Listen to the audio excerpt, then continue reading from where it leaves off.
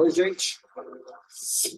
Eu sou Anderson Paulo e estou aqui para ministrar mais uma aula direcionada aos nossos alunos de graduação. Hoje nós vamos conversar sobre um dos assuntos mais importantes na endodontia.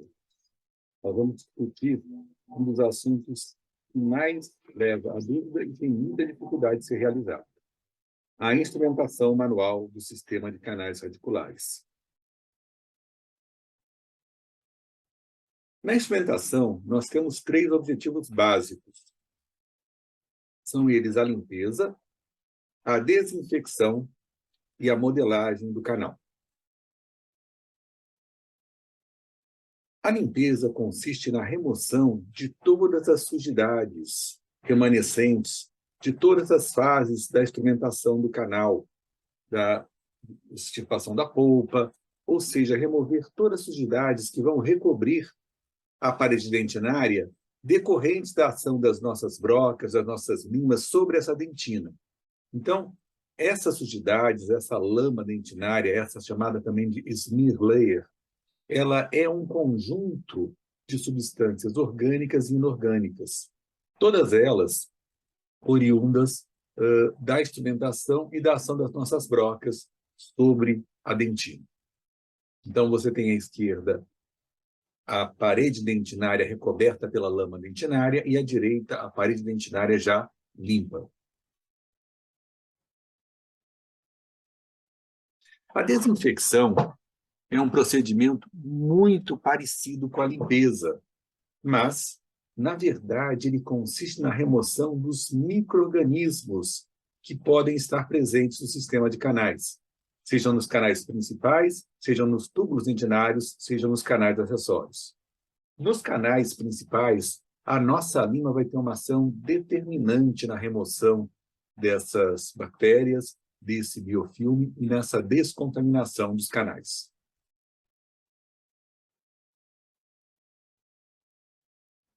E a modelagem consiste em dar um formato ao canal que o torne receptivo ao nosso material obturador. Então, a modelagem consiste em formatar o canal para que ele consiga ser bem obturado. Ela também é muito importante durante o preparo químico cirúrgico.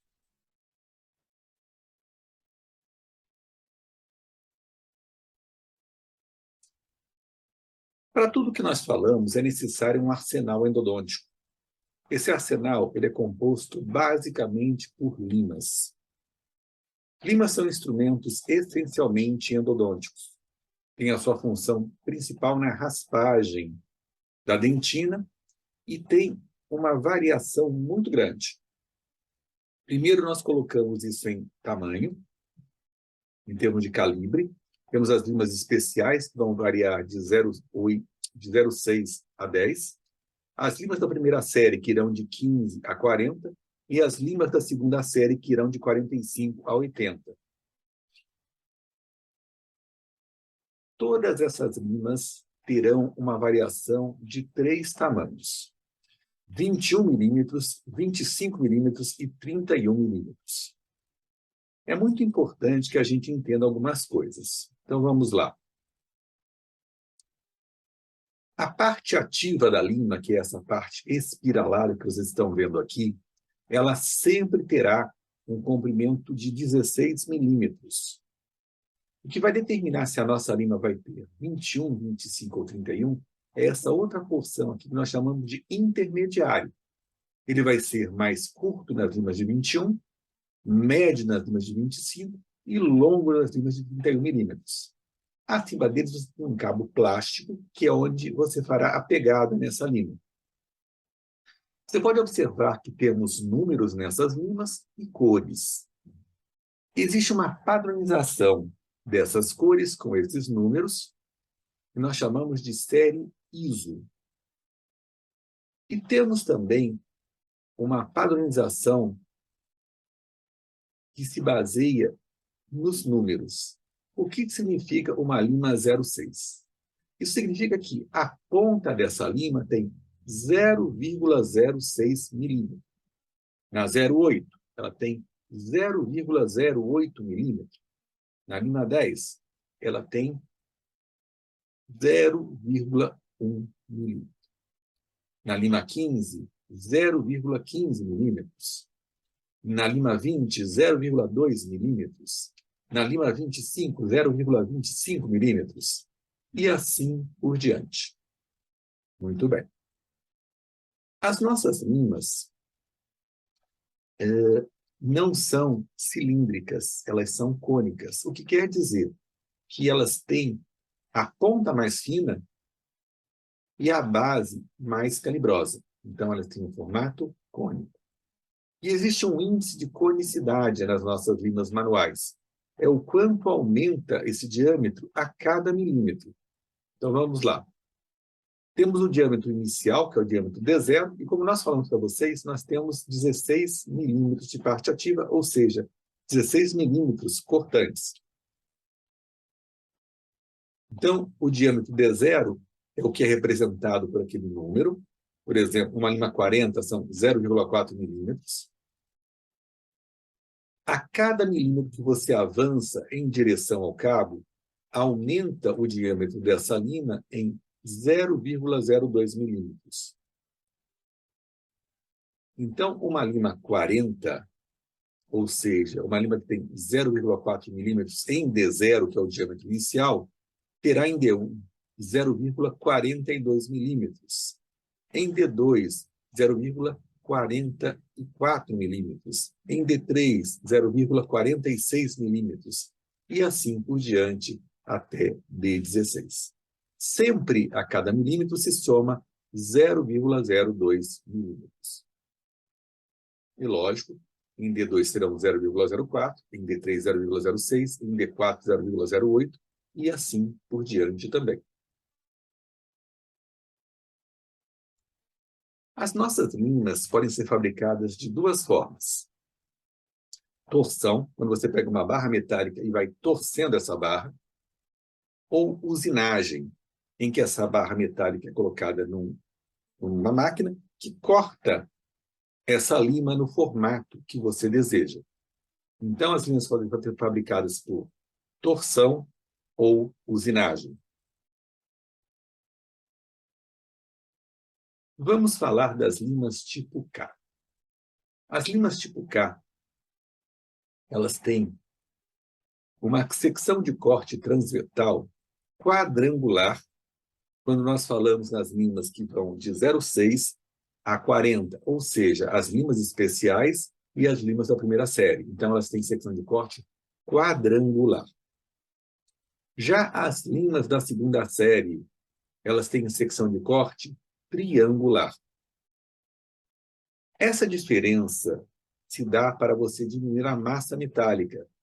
Por exemplo, uma lima especial ou da primeira série, elas são mais finas que as limas da segunda série. E à medida que a lima vai ficando mais calibrosa, mais grossa, ela se torna mais rígida. E ao se tornar mais rígida, ela perde flexibilidade. Então, quando você transforma uma lima quadrangular em uma lima triangular, em termos de secção de corte, você está diminuindo massa metálica, está amenizando a massa metálica e, consequentemente, amenizando a dureza dessa lima, dando a ela um grau de flexibilidade. Já as limas flexofile, elas só existem na primeira série. Não existem limas especiais flexofile, não existem limas da segunda série flexofile, só da primeira série. Na verdade, as limas flexofile são uma modificação das limas tipo K da primeira série, para que sejam limas mais flexíveis. As flexofile, por terem secção de corte triangular, são mais flexíveis que as suas correspondentes tipo K da primeira série, que tem secção de corte quadrangular.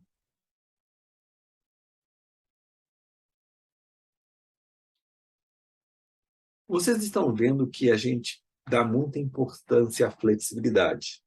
Cada vez mais vocês vão ver isso. E temos as limas de níquel-titânio. O níquel-titânio é uma liga metálica mais flexível que o aço. E o níquel-titânio tem como característica ser muito mais flexível do que o aço, muito mais.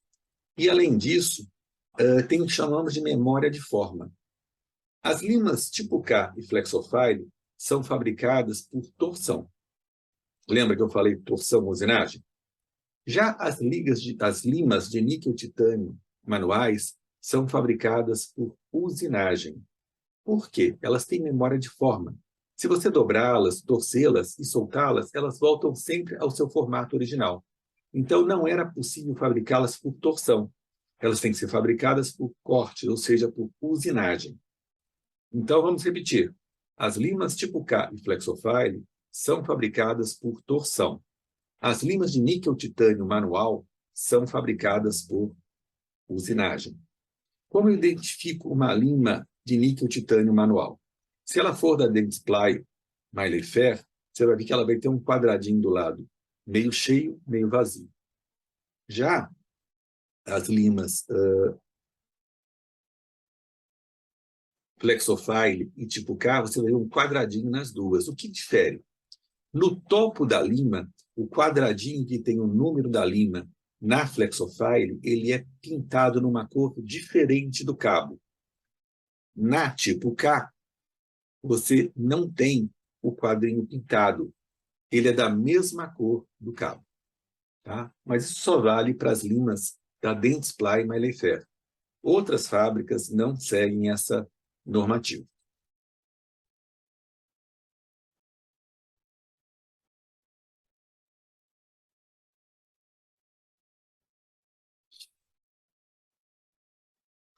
Outra ferramenta muito importante para nós são as brocas de Gates-Glidden. Elas vão ser muito úteis na instrumentação da parte reta inicial do canal. As brocas de Gates são usadas em baixa rotação, elas são um auxiliar muito importante e elas têm um ponto de fragilidade que é mais próximo do cabo. Isso aqui, gente, caso ela quebre, ela vai quebrar mais, na maioria das vezes, nem sempre, nessa região, tornando mais fácil removê-la de dentro do canal. Pode ser que, se ela quebrar, ela não quebre aqui. Ela pode quebrar mais próximo da ponta ativa, e isso pode ser um dificultante no nosso tratamento. As Gates-Glidden, elas têm uma disposição ou uma numeração que vai de 1 a 6. 1, a nossa broca de Gates tem 0,5 milímetro de parte ativa, 2, 0,7, 3, 0,9, 4, 1,1 milímetro, 5, 1,3 e 6, 1,5. É muito importante que nós tenhamos em mente que a Gates número 1 corresponde a uma lima tipo K 50. Isso vai ser muito importante para nós. Guardem isso.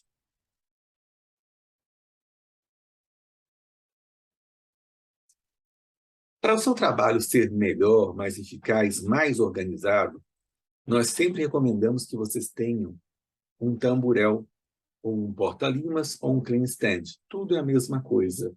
Ele vai permitir que você coloque as suas limas nesse receptáculo e não as deixe jogadas, esparramadas na sua bandeja e acabe ficando muito mais difícil o teu trabalho. É uma questão de organização.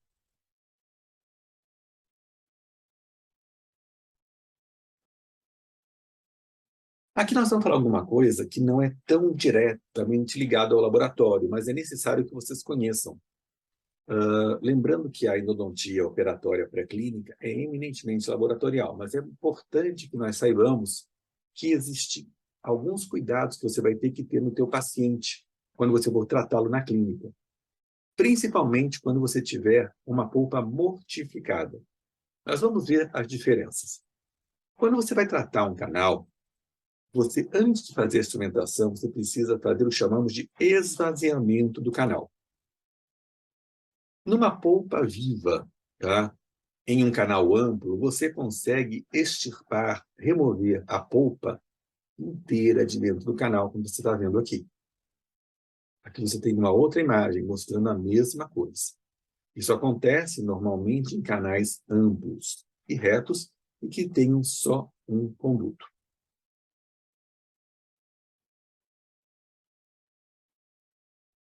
Na polpa mortificada, você tem um outro problema. Você tem a presença de bactérias dentro do canal. E você não pode permitir que a tua lima leve essas bactérias para além do canal. Empurre essas limas para lá. Isso pode levar a uma reagudização, o chamado flare-up, que vai causar muito desconforto ao teu paciente, pode levar a inchaços e a dor intensa. Não é o que você quer para você e muito menos para o seu paciente. Aproveitando aqui, para quem não está entendendo bem ainda, aqui temos uma lima tipo K. Eu posso dizer isso porque a secção de corte dela é quadrangular. Então, ela é uma lima tipo K que pode ser especial ou pode ser da primeira série. Se for tipo K da segunda, não seria essa porque seria triangular. Mesma coisa Flexofile, mesma coisa níquel titânio manual.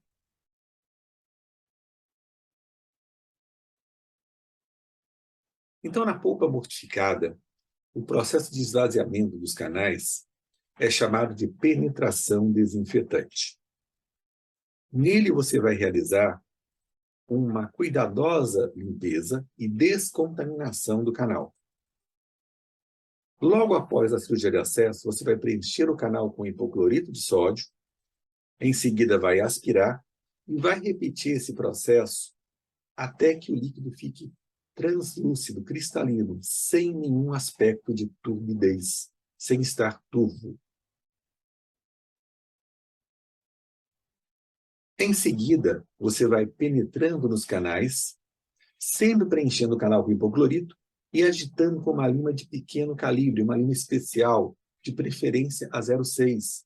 Isso para ajudar a reduzir a contaminação no interior dos canais antes mesmo de você instrumentá-los.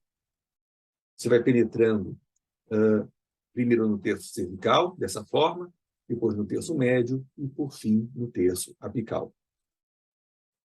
Sempre irrigando de forma abundante, aspirando e irrigando de novo. Isso vai te dar muita segurança e vai reduzir muito a chance de uma complicação do caso para o seu paciente e, obviamente, para você.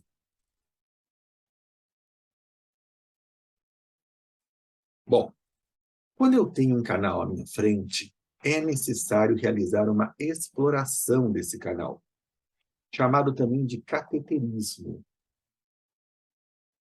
Essa exploração é feita com uma lima de pequeno calibre, uma lima especial 10 aí no caso, você faz uma pequena angulação na sua ponta e vai levá-la ao canal com movimentos de um lado para outro, com a sua mão, e uma pequena pressão apical, como vocês estão vendo aí. Observe que o dedo do operador faz um movimento para um lado e para o outro e uma pequena pressão apical. Isso vai permitir que você faça a exploração e o cateterismo de todo esse canal com muita segurança, com muita tranquilidade.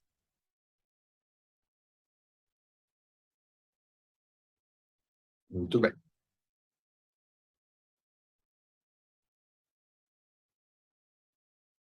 Bom, vamos realizar a instrumentação do nosso canal.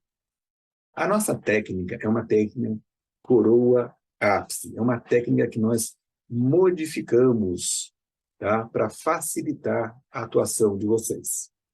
Se vocês lembrarem, quando nós conversamos em anatomia, nós temos mais tubos dentinários, eles são mais amplos no terço cervical, depois no médio e menos ainda no apical. Isso quer dizer que a parte mais contaminada do nosso canal é o terço cervical. Então, a nossa instrumentação vai começar no terço cervical e vai terminar na porção apical. Então, fazemos a nossa radiografia inicial, anestesiamos o paciente, isolamos o dente e fazemos a cirurgia de acesso. Após a queda na câmara pulpar, fazemos uma irrigação abundante do nosso canal. Em seguida, fazemos uma aferição, uma medida do comprimento aparente desse dente. Lembre que é um comprimento que não corresponde ainda à realidade do dente que a gente está trabalhando, porque há sempre uma distorção radiográfica que deve ser previsível. Então, para evitar acidentes, nós vamos trabalhar sempre com margens de segurança. A primeira margem de segurança é determinarmos um comprimento temporário de trabalho, que representa menos 5 milímetros do comprimento aparente do dente ou até o início de uma curvatura. Lembrando que Gates só trabalha na porção reta. Então, se o dente tiver uma curvatura, a Gates vai parar na porção antes da curvatura. Muito bem. Medimos, então, o dente e tiramos 5 milímetros como margem de segurança. Importante, a Gates não precisa chegar nessa medida. Ela não pode ultrapassar essa medida. Isso é muito importante que fique entendido. Esse não é uma meta que tem que ser atingida. É uma margem de segurança que não pode ser ultrapassada.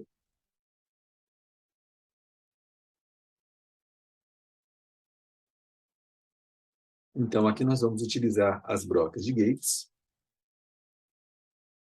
Antes disso, exploramos com uma lima 15 de 21 milímetros essa medida em que a Gates vai trabalhar. E vamos usar, inicialmente, as Gates 1, 2 e 3. Não ultrapassando esse comprimento de trabalho temporário. E sempre intercalando uma lima K15, explorando nessa margem de segurança. Observe que aqui está uma K15 de 21. Existe de 25 e existe de 31. Por que de 21? A de 21, gente, é melhor para exploração e localização de canais. A de 31 é só para caninos, que são dentes muito compridos. Tá? Então, não se explora canal, a não ser que seja um canino, com uma lima de 31. O ideal é que seja de 21 milímetros. A de 25 é para situações intermediárias. Sempre irrigação e aspiração constantes. O canal sempre deve estar inundado. Aqui um exemplo do uso das Gates. Temos aí um canal simulado, uma exploração com a lima, e o uso da Gates número 1. A Gates 1, gente, ela é muito frágil. Ela não suporta nenhum movimento de angulação. Então, é só entrada e saída. Muito suave. Depois da Gates 1, você irriga, aspira e entra com a Gates 2. A Gates 2 já permite movimentos contra as paredes. Você pode já pincelar as paredes porque ela é mais resistente. Lógico, suavemente. Usamos a 1, a 2 irrigamos, aspiramos. Voltamos na 1. Observe que ela penetra mais um pouquinho, porque a 2 abriu o caminho para ela penetrar. E agora, vamos com a Gates número 3, também penetrando, mas a Gates tende a penetrar menos, principalmente em canais mais atrésicos, mais fechadinhos, como esse que vocês estão vendo. Então, usamos a Gates 1, a 2, a 1 de novo e a 3. Sempre irrigando abundantemente o nosso canal.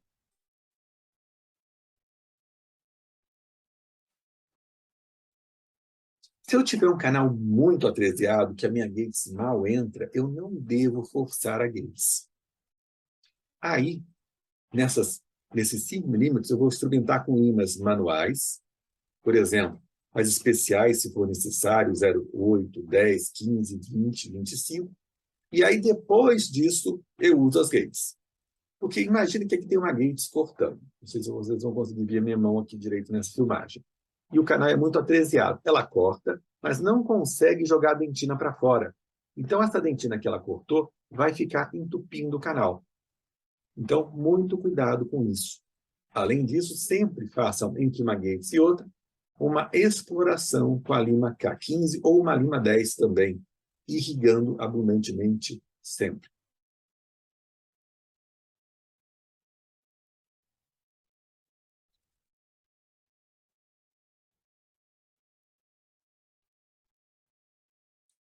Depois que eu cheguei naquela medida de 5 milímetros aquém, eu agora vou trabalhar com a minha lima até chegar a 3 milímetros aquém. Agora, presta atenção. Que lima que eu trabalhei, que lima que eu falei para vocês que a Gates 1 corresponde? Corresponde à lima 50. Então, agora, eu vou pegar uma lima, um número menor. Gente, imaginem, o canal é cônico, tá? É mais largo em cervical e mais fino em apical. Então, eu preciso ir diminuindo o volume à medida que eu vou chegar em apical. Então, se a minha Gates corresponde a uma lima 50, a próxima lima que eu tenho que pegar vai ser provavelmente uma 45. E aí eu vou descer com essa lima 45 até onde ela penetrar. Ela não precisa chegar nos 3 aquém. Isso é muito importante também. Ela pode parar antes, não importa. Eu instrumento aonde ela chegou, pego depois uma lima 40, então, ó, 50, 45, 40, até a primeira lima que vai chegar 3 aquém do comprimento aparente. 3 aquém do comprimento aparente. Sempre da mais calibrosa para menos calibrosa. Quando eu cheguei nos 3 aquém, eu não sei com que lima vai acontecer isso, pode acontecer com, por exemplo, a 40, pode ser com a 35, eu não sei, vai depender do canal, mas não importa. Eu instrumentei com a 45, instrumentei com a 40, instrumentei com a 35, eu preciso fazer isso. Aonde ela chegou, eu preciso instrumentar. Muito bem.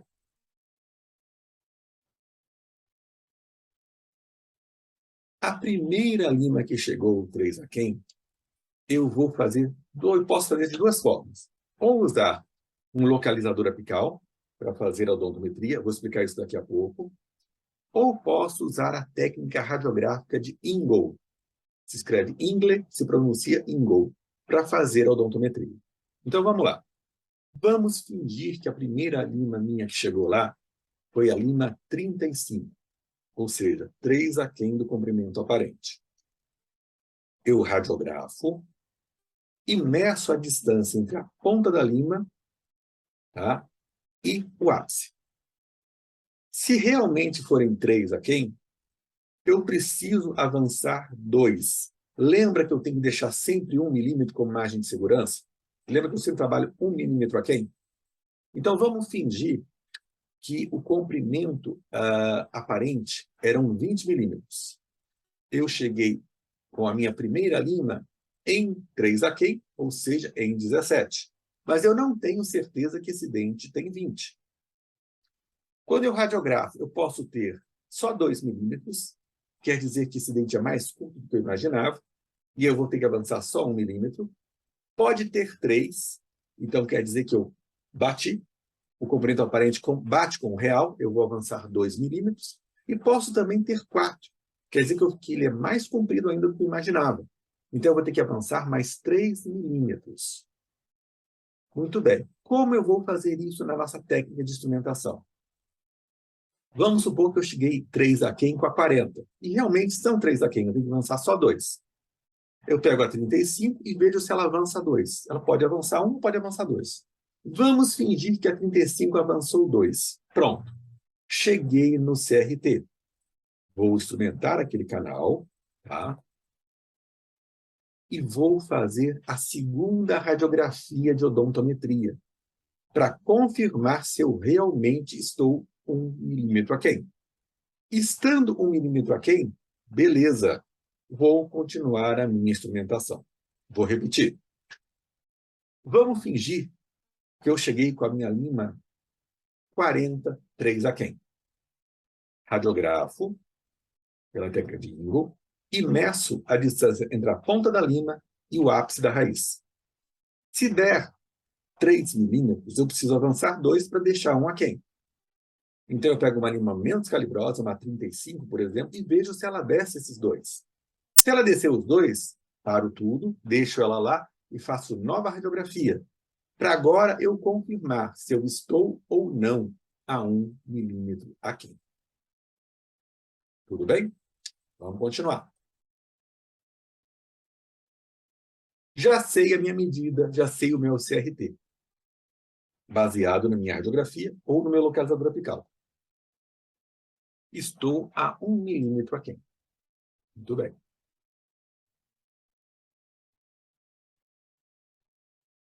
Agora, eu preciso ampliar pelo menos 3 limas nessa medida. Tá? A última lima que eu usar, eu vou chamar de lima mestra. Então, vamos lá. Cheguei no nosso exemplo com a lima 35, tá? Então, eu vou largar ali com a 40, 45, tá? Pode ser o suficiente, ou se eu julgar que eu posso, eu vou até a 50. Se eu parar na 45, que são 3 limas já, 35, 40 e 45, eu já tenho a minha lima mestra, que vai ser a 45. Tá? Se eu fui até a 50, que posso também ir, se eu julgar que o canal é amplo e vale a pena ir até a 50, a lima 50 será a minha lima mestra. Muito bem. Como eu trabalho com as limas dentro do canal? Existem alguns movimentos. O mais clássico deles é o que a gente chama de movimento de alargamento, em que eu pego a minha lima, dou 1/4 de volta penetrando em sentido horário e puxo. 1/4 de volta e puxo. Outro movimento que eu vou fazer é o de limagem clássica, que é esse aqui, ó, entrada e saída raspando contra as paredes. O de 1/4 de volta e tração e alargamento eu também jogo contra as paredes quando eu puxo, tá? Isso é importante. E o de limagem eu também faço contra as paredes, sempre puxando, tá? A lima corta puxando para fora do canal. Esse é o corte dela.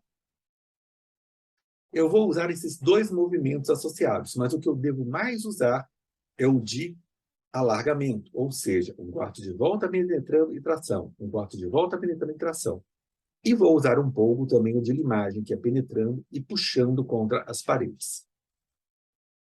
Sempre irrigando e aspirando de forma constante.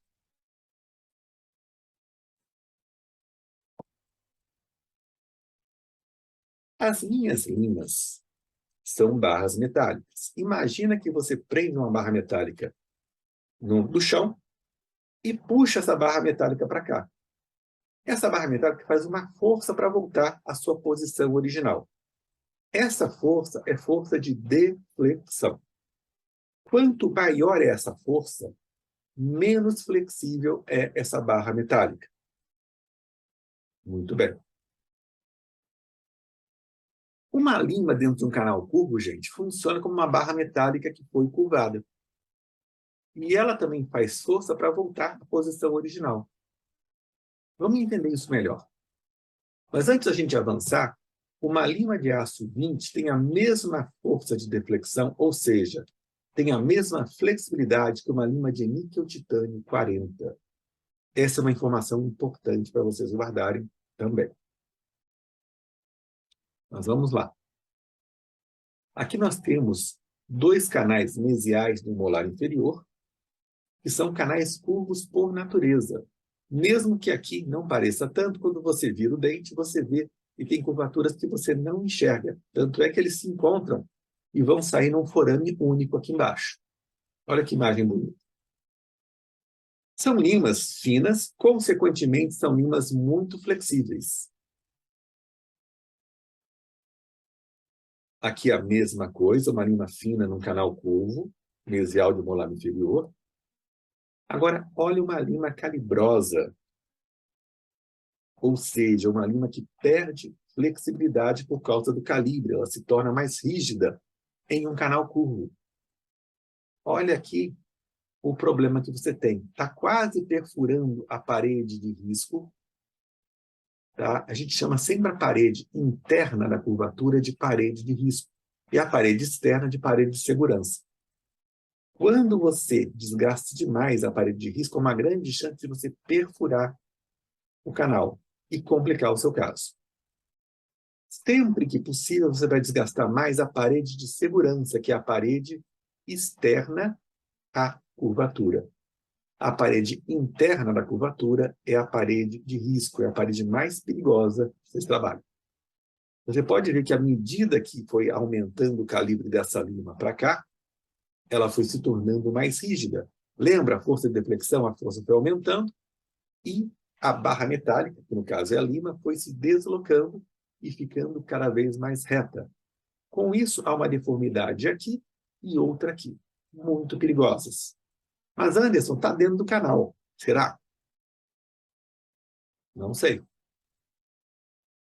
Olha esse trabalho que foi feito aqui experimental. Limas de pequeno calibre, na mesial de molares inferiores, e limas de grosso calibre, limas 40. Olha o que aconteceu aqui, ó. Parece que está tudo bem, né? Mas, na verdade, ó, já está perfurado esse canal. É um problema.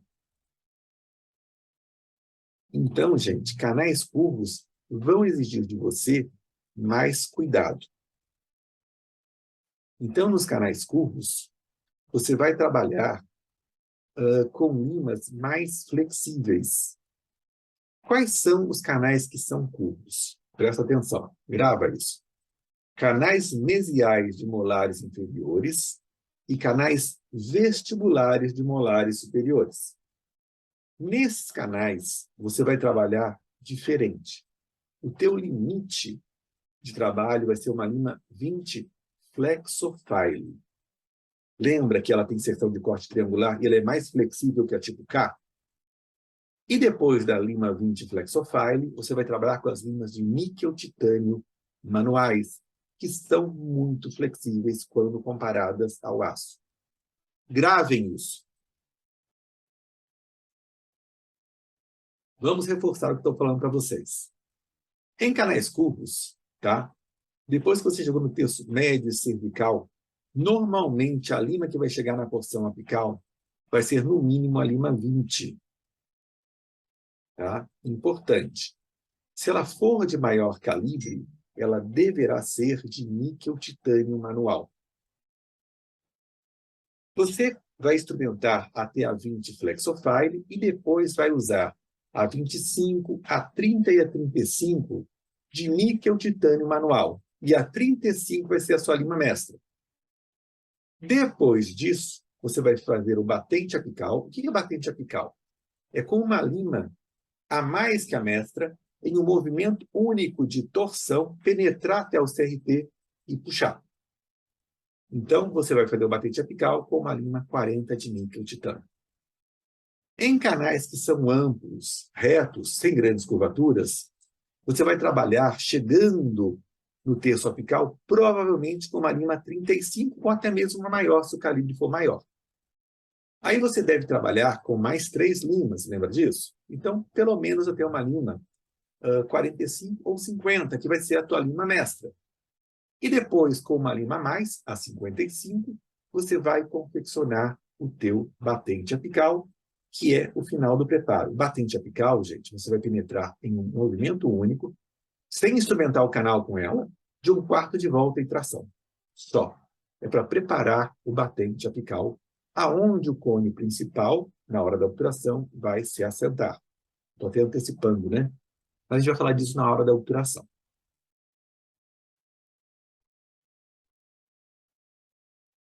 Então, o batente apical consiste em realizar com uma lima de calibre maior que a lima mestra, em um movimento único de rotação e tração, tá? Aonde o cone principal de gutapercha ficará sentado no momento da obturação.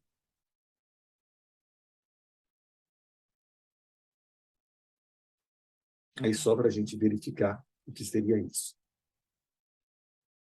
E aqui, o dente já preparado e também já obturado, até vocês visualizarem como é que foi o preparo.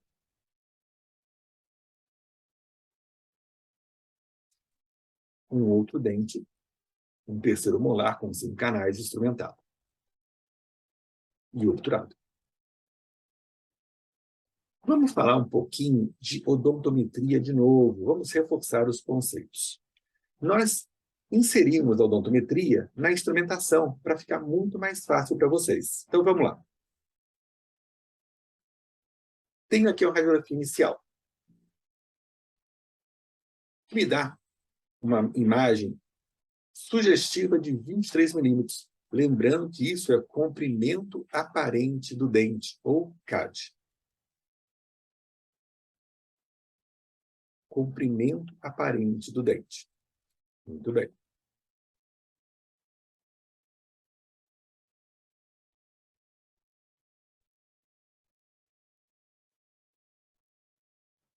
Eu tenho que ter chegado 3 aquém. Se ali são 23, eu cheguei com 20 nos 3 milímetros aquém. Lembrando que é uma medida que não é necessariamente real. Pode ser maior, pode ser menor. Mas por uma questão de segurança, eu tiro 3 milímetros, ou seja, eu vou tirar do comprimento aparente do dente, ou do CAD, tá? 3 milímetros, e vou obter o que a gente chama de comprimento real do instrumento, que é o que eu vou colocar aqui na minha linha. Ou seja, 20 milímetros. Durante a instrumentação, a primeira lima que chegar nos 3 aquém vai realizar a primeira radiografia de odontometria. Lembram disso? Então, se eram 23, tá? O comprimento real do instrumento são 20, lembra disso que a gente fez também? E a distância entre a ponta do instrumento e o ápice, se for 3, está batendo com a minha medida, o CAD está batendo com o comprimento real do dente, que é uma sorte. Poderia ser 2, poderia ser 4, por causa de uma distorção radiográfica. Mas tudo bem, deu 3. 3, então, é o primeiro valor de X. Lembrando que ele pode variar. Poderia ser 4, poderia ser 2, poderia ser 1, poderia ser 5.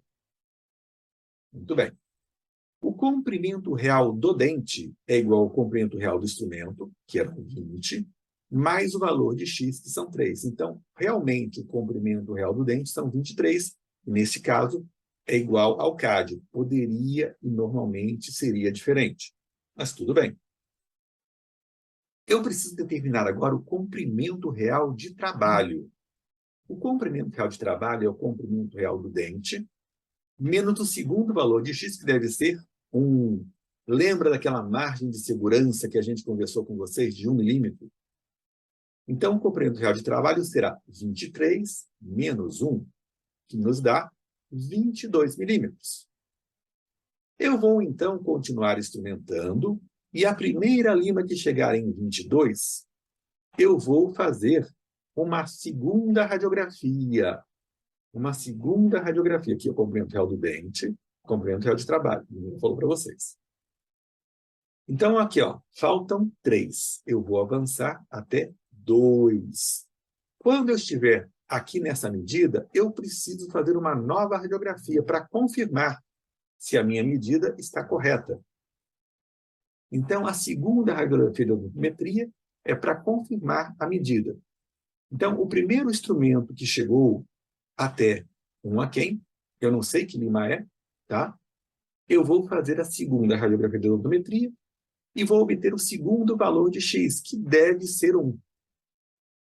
Sendo 1, está confirmando tudo que nós pensamos até agora, que o comprimento real do dente vai ser realmente 23, o comprimento real de trabalho será 22. E isso confirma tudo o que nós esperávamos. Tá? O primeiro valor de X pode variar. O segundo valor de X não pode. Se na segunda radiografia for uma diferença maior do que 1 milímetro, eu preciso avançar mais ainda, e aí mudaria todo o meu cálculo de comprimento real do dente, de comprimento real de trabalho. Espero que estejam entendendo. Se não entenderem, assistam de novo o vídeo. Lembrando que eu vou dar essa aula presencialmente para vocês também. Outra opção que nós temos é a odontometria eletrônica com localizador apical. O localizador apical, gente, ele utiliza 2 frequências ou mais de correntes alternadas para a medição da diferença ou coeficiente de 2 impedâncias. É um método que tem vantagens.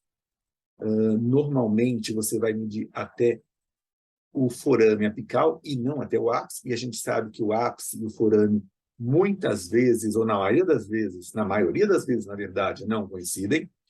Se ele estiver sendo bem usado, ele é acurado, fácil e rápido. E ele também diminui as exposições a radiografias, ou aos raios X. Tem desvantagens. Você precisa ter um aparelho que não é barato.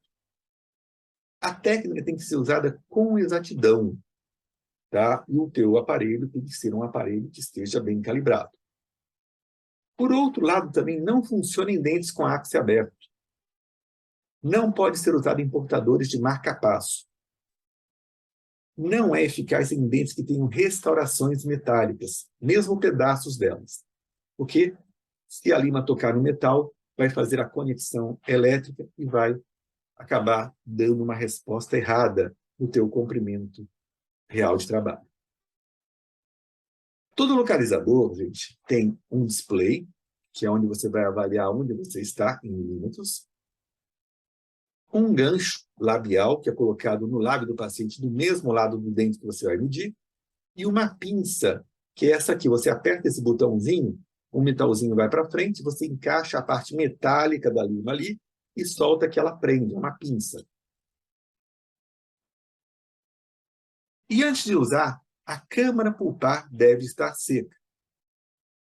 Mas importante, o canal deve estar molhado. Câmara pulpar na coroa seca. Dentro das raízes, os canais têm que estar úmidos. O dente deve estar isolado. Não pode ser usado em retratamento. A gutapercha vai funcionar como um isolante elétrico e vai dar uma falsa resposta. O canal também não pode estar entupido com dentina. Na hora da instrumentação, se você não irrigou direito e nem fez aquelas explorações, você pode ter entupido o canal com dentina que você cortou na raspagem durante a instrumentação. Se acontecer isso, também não vai funcionar. É necessário que o canal esteja desentupido. O ápice deve estar formado. Lembra que eu falei que ápice aberto não funciona? E não deve ter restaurações metálicas, que a gente já falou também para vocês. Você vai colocar o gancho labial do mesmo lado do dente que você vai medir.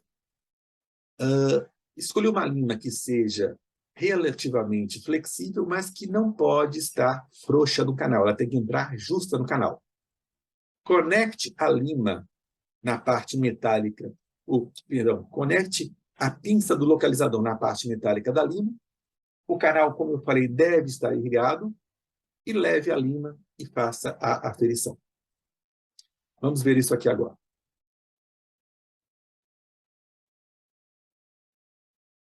Aqui o gancho labial, tá? Que vai ser colocado no lábio do paciente, do lábio do dente a ser medido. Ali está a pinça.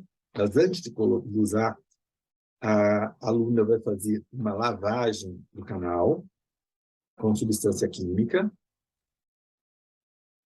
hipoclorito de sódio. Depois da lavagem, ela vai pegar um pouquinho de algodão para secar só a câmara pulpar. O canal vai continuar úmido.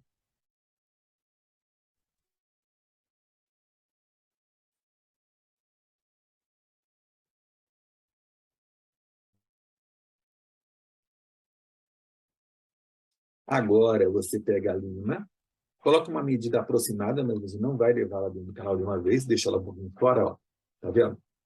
Pega agora a pinça e vai prendê-la na parte metálica da lima. Presta atenção, ó, prendeu na parte metálica. E agora você olha no display do teu localizador até chegar em 1 milímetro aqui, como já está. Aí, pronto. Está feita a odontometria do dente.